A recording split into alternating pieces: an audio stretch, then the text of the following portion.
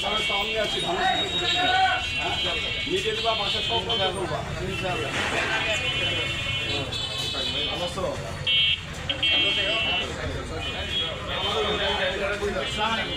আলহামদুলিল্লাহ সারে ভোটের জন্য আসছি দাদার আমার মনে করে গেছে দাদা আমার মনে করে গেছে আমাদের একটু বলবেন হ্যাঁ আমরা সাহেবের সালাম নিয়ে আসছি ধানের শীষের